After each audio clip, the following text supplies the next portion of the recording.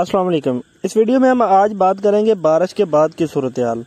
अल्लाह पाक के फजल से बर वक्त बारिशों ने कपास और दीगर फसलों में जान डाल दी है।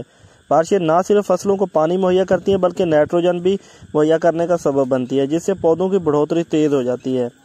महकमा मौसमियात के मुताबिक अभी मजीद 2 दिन यानी पीर और मंगल तक मजीद बारिशों की पेशगोई है। हो सकता है बारिशें अब नुकसान का सबब बन जाए, इसलिए कुछ एहतियाती तदाबीर है जो इस वीडियो में मैं आपको बता रहा हूँ। पहले नंबर पर खेतों के नक्के बंद कर दें ताकि खालों के रास्ते आसपास की ज़मीनों का पानी आपके खेतों में ना आ जाए। और इस तरह अक्सर किसानों का आपस में झगड़ा होते भी देखा जाता है, तो इस झगड़े से भी बचें और अपनी फसल को भी बचाएं। नंबर 2, पानी खड़ा होने की सूरत में अगर आपको लगे कि 24 घंटे तक पानी खड़ा रह सकता है तो किसी नशीबी जगह में पानी निकालने का बंदोबस्त कर लें। एक तो आप ज़मीन के अंदर गड्ढा खोद सकते हैं, दूसरा हमारे इलाके में बहुत ज़्यादा अरसा पहले एक मसला बना था, जब बारिशें बहुत ज़्यादा हुई थी तो एक्सीवेटर की मदद से वो गड्ढे निकाले गए थे और उनमें पानी निकाला गया था।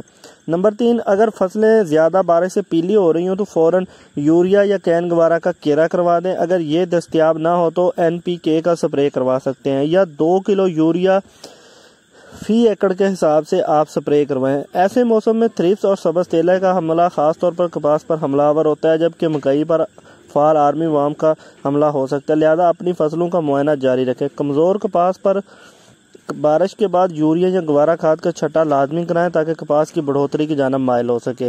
इसके अलावा मैंने एक और वीडियो भी अपलोड कर रखी है जो कि है कपास अगर आपकी गिर जाती है तो फिर आपने उसको खड़ी कैसे करना है। और इसके अलावा सब्ज़ तेले और थ्रिप्स का जो अटैक होता है बारिश के बाद, उसके हवाले से भी मैंने वीडियो अपलोड कर रखी है, लाजमी देखें। इस वीडियो से मुझे इजाज़त दीजिए। अल्लाह हाफ़िज़।